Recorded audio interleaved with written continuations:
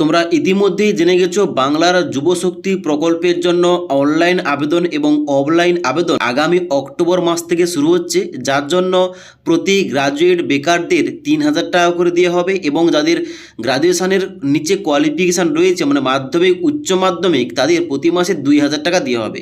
এবার এই টাকা পাওয়ার জন্য অবশ্যই সবাইকে ব্যাংক অ্যাকাউন্টের সঙ্গে আধার ডিবিটি লিঙ্ক করতেই হবে, না করলে কোনো টাকা পাবে না। তার জন্য অবশ্যই আজকের এই ভিডিওটির মাধ্যমে স্টেপ বাই স্টেপ দেখিয়ে দিচ্ছি, যারা তোমরা যুবশক্তি প্রকল্পের জন্য আবেদন করতে চাও তোমরা ব্যাংক অ্যাকাউন্টের সঙ্গে আধার ডিবিটি লিঙ্কটা আছে কি না ওইটা প্রথম কিভাবে চেক করবে, যদি লিঙ্ক না থাকে তাহলে কিভাবে লিঙ্ক করতে হবে আজকের এই ভিডিওটির মাধ্যমে স্টেপ বাই স্টেপ দেখিয়ে দিচ্ছি।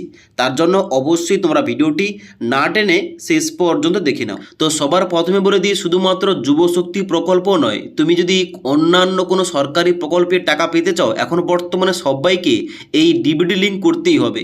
এই লিঙ্কটা না করলে সরকারি মাধ্যমে কোনো সুযোগ সুবিধা পাওয়া যাবে না। ওকে, তো এখানে কিন্তু ডিবিটি লিঙ্কটা করার জন্য কিংবা ডিবিটি লিঙ্ক আছে কিনা ওইটা চেক করার জন্য সবার প্রথম npci.org.in এই অফিসিয়াল পোর্টালে আসতে হবে।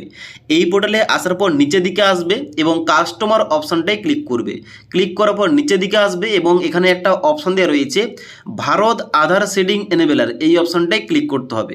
এই অপশানটায় ক্লিক করার সঙ্গে সঙ্গে পরবর্তী পেজ খুলবে, যেখানটায় অনেক কিছু অপশান দেওয়া রয়েছে, যেখানটায় তুমি চেকও করতে পারবে আবার এখান থেকে লিঙ্কও করা যাবে। তো চেক করার জন্য সবার প্রথম এখানে আধার ম্যাপ স্ট্যাটাস এই অপশানটায় ক্লিক করতে হবে। ক্লিক করার সঙ্গে সঙ্গে ডান দিকে একটা ঘর দেওয়া হবে, এন্টার আধার নম্বরের জায়গায় তোমার আধার কার্ডের নাম্বারটা পুরো নাম্বারটা এন্টার করবে। এবার নিচের দিকে আসার পর ক্যাপচা কোডটা দেখে দেখে এই ঘরটায় লেখার পর নিচের দিকে আসবে এবং নিচের দিকে আসার পর চেক স্ট্যাটাস এই অপশানটায় ক্লিক করবে। এবার চেক স্ট্যাটাস অপশানে ক্লিক করার সঙ্গে সঙ্গে তোমার ওই আধার কার্ডের সঙ্গে যে মোবাইল নাম্বারটা লিঙ্ক রয়েছে ওই নাম্বারে 6 সংখ্যার একটা ওটিপি যাবে। ওটিপিটা নিচের দিকে আসার পর এই ঘরটায় ওটিপি বসিয়ে দেওয়ার পর নিচে কনফার্ম অপশানে ক্লিক করতে হবে। এবার কনফার্ম অপশানে ক্লিক করার সঙ্গে সঙ্গে স্ট্যাটাসটা এইভাবে খুলবে। এখানে কিন্তু নিচের দিকে আসবে, এখানে কিন্তু তোমাদের লিঙ্কটা যদি থেকে থাকে এখানে দেখাবে আধার নম্বর এবং ম্যাপিং স্ট্যাটাসের জায়গায় দেখাবে এখানে এনেবেল ফর ডিবিটি এবং নিচে তোমাদের ব্যাংকের নামটা লেখা থাকবে, তোমার কোন ব্যাংক অ্যাকাউন্টটা আধার কার্ডের সঙ্গে লিঙ্ক রয়েছে। ওকে, এবার তুমি হয়তো দেখলে স্ট্যাটাস চেক করার পর এখানে তোমাদের লিঙ্কটা নেই, লিঙ্ক করতে বলছে, তাহলে কিন্তু অবশ্যই এইরকম একটা অপশান তোমরা দেখতে পাবে। এবার যদি এখানে তুমি দেখছো লিঙ্ক তো রয়েছে কিন্তু যে ব্যাংক অ্যাকাউন্টটা লিঙ্ক রয়েছে ওই অ্যাকাউন্টটা এখন তুমি ব্যবহার করছো না, নতুন একটা অ্যাকাউন্ট খুলেছো, ওই অ্যাকাউন্টে লিঙ্কটা ট্রান্সফার করতে চাও, তাই এখন কিন্তু বর্তমানে তোমাদের লিঙ্কটা ট্রান্সফার করতে হবে কিংবা যাদের একদম কোনো ব্যাংক অ্যাকাউন্ট লিঙ্ক নেই তাদের লিঙ্ক করতে হবে। তো কীভাবে করবে ওটাই কিন্তু মোবাইল থেকেই করা যাবে। তো ওটা লিঙ্ক করার জন্য অবশ্যই বাম দিকে একটা অপশন দেখতে পাচ্ছ আধার শেডিং এবং ডি শেডিং, এই অপশনটায় ক্লিক করতে হবে। এই অপশনটায় ক্লিক করার সঙ্গে সঙ্গে পরবর্তী পেজ খুলবে, যেখানটায় এন্টার আধার নম্বরের জায়গায় এখানে আধার কার্ডের নাম্বারটা বসিয়ে দেবে। তারপর নিচের দিকে আসার পর এখানে রিকোয়েস্ট ফর আধার এখানটায় সিডিং এই অপশানটায় ক্লিক করতে হবে এবং তারপর নিচের দিকে আসার পর তুমি যে ব্যাঙ্ক অ্যাকাউন্টটা লিঙ্ক করতে চাও কিংবা তোমার হয়তো আগে অন্য কোনো ব্যাঙ্ক অ্যাকাউন্টটা লিঙ্ক রয়েছে, তুমি নতুন যে ব্যাঙ্ক অ্যাকাউন্টে লিঙ্কটা ট্রান্সফার করতে চাও ওই ব্যাংকের নামটা এখান থেকে সিলেকশন করতে হবে। এবার ব্যাংকের নামটা সিলেকশন করার পর নিচের দিকে আসবে, এখানে কিন্তু 3টি অপশান দেওয়া রয়েছে। এখানটায় কিন্তু অনেকেই ভুলভাল করছে বলে তার লিঙ্কটা হচ্ছে না অনলাইনে। এবার এখানে কিন্তু প্রত্যেকটা অপশানের মানে আলাদা, তার জন্য কিন্তু অবশ্যই সঠিকভাবে অপশানটা সিলেকশন করতে হবে। তোমাদের স্টেপ বাই স্টেপ বুঝিয়ে বলছি। প্রথম যে অপশান রয়েছে ফ্রেশ সিডিং, এর মানেটা কি? এর মানেটা হচ্ছে তুমি যখন স্ট্যাটাস চেক করলে দেখলে তোমার কোনো ব্যাঙ্ক অ্যাকাউন্ট লিঙ্ক নেই, তাহলে অবশ্যই তুমি নতুন একটা ব্যাঙ্ক অ্যাকাউন্ট লিঙ্ক করছো, তার জন্য ফ্রেশ সিডিং এই অপশানটায় তোমাদের সিলেকশন করতে হবে। ওকে, এবার দ্বিতীয় যে অপশান রয়েছে এখানে movement same bank with another account, যেখানটায় বলা হচ্ছে তোমার যদি একই ব্যাঙ্কে দুটি অ্যাকাউন্ট থেকে থাকে তাহলে কিন্তু তুমি যদি পুরনো অ্যাকাউন্ট নাম্বার থেকে নতুন অ্যাকাউন্ট নাম্বারের লিঙ্কটা ট্রান্সফার করতে চাও তোমাদের কিন্তু দ্বিতীয় অপশানটা সিলেকশন করতে হবে।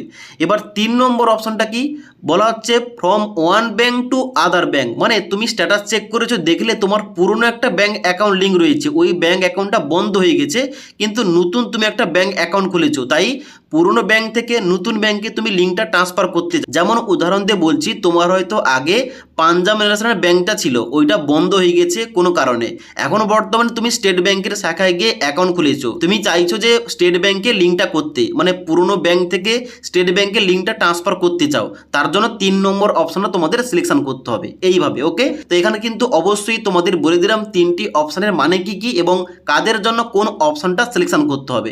তো সেই মতো অপশনটা তোমরা সিলেকশন করবে। সিলেকশন করার পর নিচের দিকে আসবে, অ্যাকাউন্ট নাম্বারের জায়গায় তোমাদের অ্যাকাউন্ট নাম্বার, নিচে কনফার্ম অ্যাকাউন্ট নাম্বারের জায়গায় তোমাদের পুনরায় এখানে 2বার অ্যাকাউন্ট নাম্বার সঠিকভাবে এন্ট্রি করার পর নিচের দিকে আসবে, এখানে বাই সাবমিটে এখানে চেকমার্ক করবে এবং নিচের দিকে আসার পর এখানে ক্যাপচা কোডটা দেখতে পাচ্ছ, এখানে দেখে দেখে লেখার পর সাবমিট অপশানে ক্লিক করবে। এবার সাবমিট অপশানে ক্লিক করার সঙ্গে সঙ্গে পরবর্তী তোমাদের এখানে একটা টার্মস অ্যান্ড কন্ডিশন দেখতে পাবে, এখানে তোমরা নিচের দিকে আসবে, এগ্রি অ্যান্ড কন্টিনিউ অপশানে ক্লিক করবে। এগ্রি অ্যান্ড কন্টিনিউ অপশানে ক্লিক করার সঙ্গে সঙ্গে তোমাদের আধার কার্ডের সঙ্গে যে মোবাইল নাম্বারটা লিঙ্ক রয়েছে ওই নাম্বারে 6 সংখ্যার ওটিপি যাবে, ওটিপিটা বসিয়ে তোমরা সাবমিট করলে এখানে তোমাদের লোডিং হবে। একটু লোডিং হওয়ার পর তোমাদের কিন্তু দেখাবে এখানে সাকসেস, তোমাদের লিঙ্কটা হয়ে গেছে। তাহলে তোমরা বুঝবে তোমাদের লিঙ্কটা কিন্তু হয়ে গেছে অনলাইনে। এবার তুমি কিন্তু অবশ্যই আবার পুনরায় এই পোর্টালে আসার পর আবার পুনরায় এখানে আধার ম্যাপ স্ট্যাটাস এখানটায় ক্লিক করে তুমি স্ট্যাটাস যখন চেক করবে দেখবে তোমাদের ওই ব্যাঙ্ক অ্যাকাউন্টটা লিঙ্ক হয়ে গেছে। তুমি যে তারিখে লিঙ্কটা করেছো ওই তারিখটাও কিন্তু শো করবে।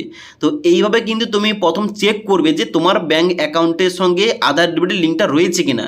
যদি লিঙ্ক থাকে এবং সঠিক যদি ব্যাঙ্ক লিঙ্ক থাকে কোনো কিছু সমস্যা নেই, আর যদি লিঙ্ক না থাকে অবশ্যই কিন্তু লিঙ্কটা করে নাও।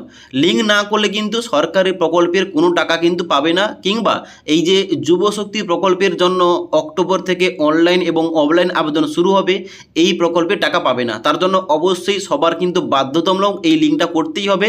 এই লিঙ্কটা না করলে কিন্তু অ্যাকাউন্টে টাকা আসবে না। তো আশা করি তোমাদের A to Z বুঝতে পারলাম যুবশক্তি প্রকল্পের টাকা পেতে যে ডিবিটি লিঙ্কটা করতে হচ্ছে, এই লিঙ্কটা কীভাবে করবে, তোমার লিঙ্ক আছে কিনা কীভাবে চেক করবে, তোমাদের সমস্ত কিছু দেখিয়ে দিলাম। যদি আজকের এই ভিডিওটির আপডেট ভালো লেগে থাকে একটি লাইক করবে এবং বন্ধুদের অবশ্যই ভিডিওটি শেয়ার করে দেবে।